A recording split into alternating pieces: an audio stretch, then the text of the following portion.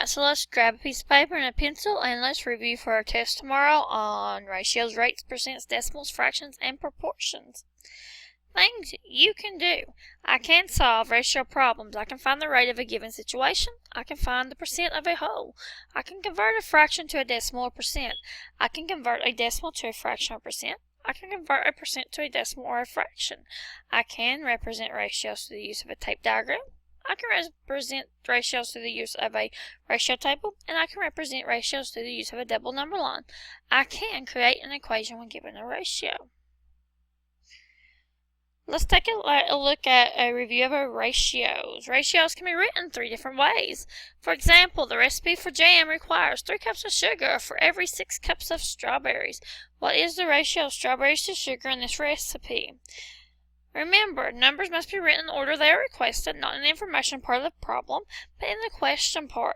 Therefore, in the question part of this problem, strawberries is mentioned first. The 3 different ways to represent this ratio are using the word 2, 6 to 3, using a semicolon, 6 semicolon 3, or as a fraction, 6 over 3. And remember, I'm looking at what is asking for first in my question. So it's asking for strawberries first to sugar. So I look at 6 cups to 3. Example 1, the recipe for chicken noodle casserole takes 4 pounds of chicken, 1 pound of noodles. What is the ratio of noodles to chicken? Pause video and try on your own. Alright, so let's look at this. Let's write a ratio. If I'm looking at, in my question, it asks me for my noodles first. So if I go back and look at my noodles, it says I have 1 pound of noodles. So that's my first number in my ratio. And then I look at chicken. So now if I go up here and look, it says 4 pounds of chicken. So there's my second number in my ratio. So I have a 1 to 4 ratio. Example 2, Samantha drove 360 miles in 4 hours. What was her rate of speed? Pause video until you have completed. Alright, so let's look at this problem. I can use a formula here of rate equals distance over time. So if I go back in my problem, I see if I'm wanting to solve for my rate, then I can see for my distance was 360 miles. That's what she drove. So I'm going to have 360 miles. And then for my time, I have 4 hours. So it would be over 4 hours. Then I'm ready just to divide 360 by 4. So my rate equals 90 miles per hour. So Samantha drove 90 miles per hour. Example 3, John can run 2 miles in 22 minutes. If he keeps that same rate of speed, how far can he run in 88 minutes? Alright, so I can set this problem up as doing 2 ratios and using equivalent ratios to help me find the answer. So pause the video until you have completed this one. So let's look at setting this up with 2 ratios. I have 2 miles of 22 minutes. That's my first ratio. And then I know that the minutes is 88 in my second ratio. And what I'm wanting to find is how far John ran. So this right here is my unknown. This is what I want to know. It's how far he ran, how many miles. So then I can look, if I'm using equivalent ratios, I can look and see how many times 22 went into 88. See what I would multiply by. I can multiply 22 by 4 to get to 88. So with equivalent ratios, whatever I do to one number, I have to do to the other. So since I multiply 22 by 4, I would also multiply 2 by 4 to get 8. So John could run 8 miles if he ran for 88 minutes, 8 miles. Example 4. Directions. You have 5 different parts to complete for this problem. A. Write the ratios in the simplest form. B. Draw a type diagram for the problem. C. Create a ratio table for the problem. D. Draw a double number line for the problem. And E. Write an equation for the problem. Ashley makes cookies using 1 cup of sugar for every 3 cups of flour. How many cups of flour will Ashley need if she uses 4 cups of sugar? Pause video until incomplete. Alright, so let's look at A part, write a ratio in simplest form. I'm just going to look at, I've got 1 cup of sugar to 3 cups of flour. That's a ratio in simplest form. B part says draw a type diagram for the problem. First, I'll start out by representing my type diagram with my first ratio of 1 to 3, where each piece actually represents 1. And then I'm going to go and look at my second type diagram, which is using a 1 to 3 type diagram as well, and I see that for my cups of sugar, which is represented by 1, would equal 4. So 4 cups of sugar, and then 4 is represented in each piece of tape, because they're all equal.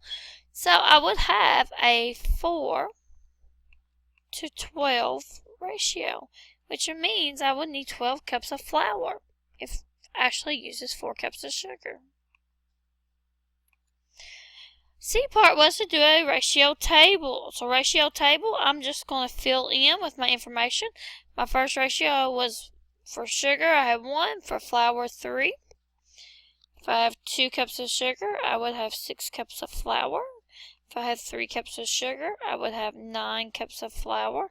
And if I have 4 cups of sugar, I would have 12 cups of flour.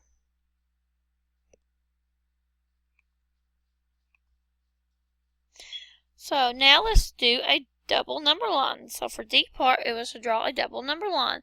Again, I'm going to go back up here and look that for 1 cup of sugar, I have 3 cups of flour.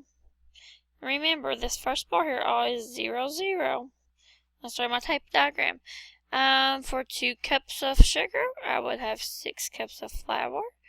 For 3 cups of sugar, I would have 9 cups of flour. And then for 4 cups of sugar, I would have 12 cups of flour.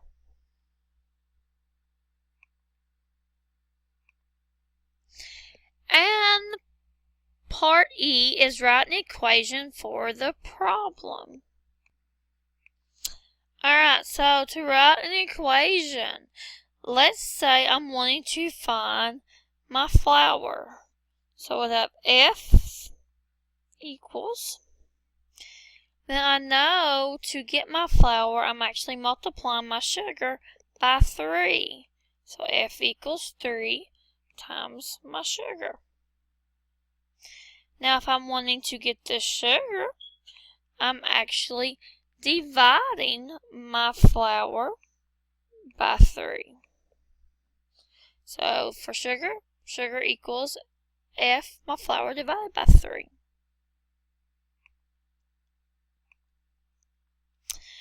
Alright, so example 5, change the fractions to decimals. A 7/8, B 9/10. Pause video until you have completed. Alright, so let's change these fractions to decimals. Remember, to change a fraction to a decimal, I'm just taking my numerator of my fraction and dividing it by my denominator. So 8 and 7 we know will not go. 0 times 8 is 0. I subtract, and then I'm going to put in a decimal and a 0 and bring down. So now 8 into 70 will go 8 times. 8 times 8 is 64. I subtract.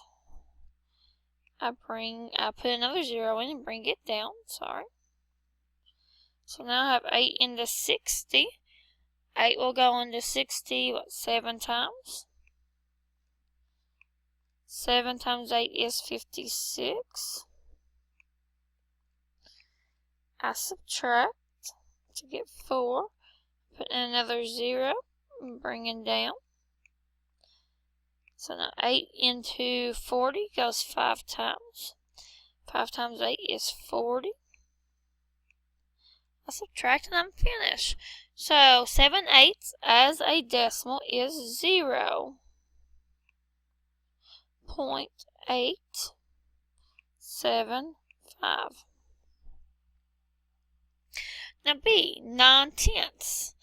I can take 9 divided by 10. I know 10 won't go to 9, so I can put in a 0. 0 times 10 is 0. I subtract. I'm going to add a decimal and a 0 in. And then bring down. And then I have 10 into 90, which will go 9 times. So, 9 times 10 is 90. So my decimal for 9/10 is 0.9. Example 6, change decimals to fractions. Pause video and try. So let's look at these, changing them to fractions. Remember, all I gotta do is change the fractions. I'm just gonna take my decimal, 0.56. I'm gonna drop the decimal point, put 56. For my numerator, my top number.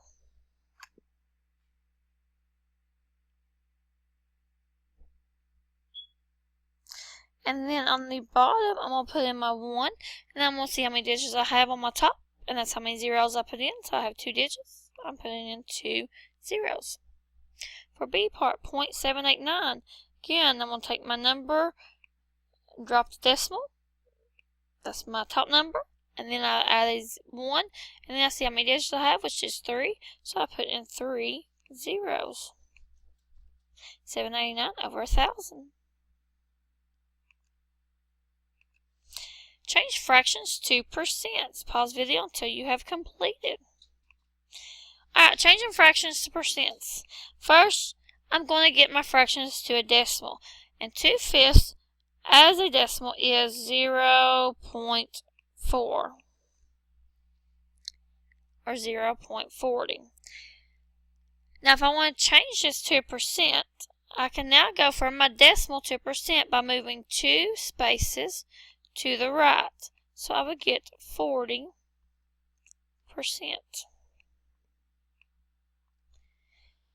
So 2/5 is 40%.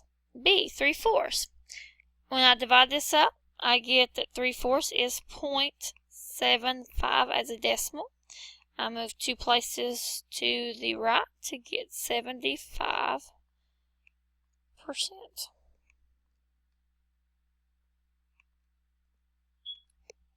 Change percent to a fraction. Pause video until you have completed. Alright, so if I want to change a percent to a fraction, I'm dropping my percent side and putting my number over 100. And simplifying if I can. For B part, 8%, I take 8 and put it over 100. This one will simplify. 4 will go into both. So I get 4 goes in 8 2 times. 4 goes into 125 times.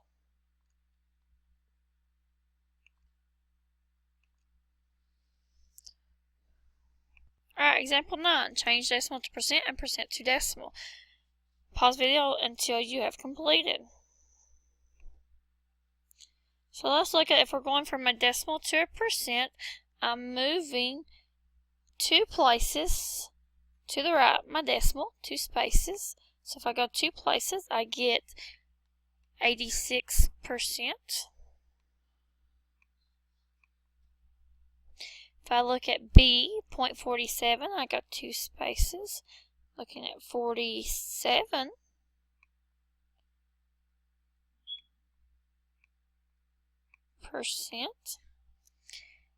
To go from a percent to a decimal, I'm going 2 places to the left. And when I don't have a decimal in my number, I start at the end of my whole number. So I go 2 spaces back. I get 0.63. And then looking at D, same thing. I go 2 spaces to the left to get 0.09.